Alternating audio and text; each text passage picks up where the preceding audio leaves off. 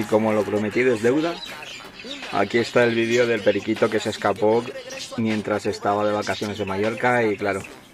la buena suerte ha sido de que mi vecina ha podido atraparlo y ahora que ya lo tengo de vuelta, pues os muestro cuál fue y cuál era la angustia que padecía, porque para 2, 3 periquitos que he seleccionado esta temporada, pues perder uno de los seleccionados pues era algo muy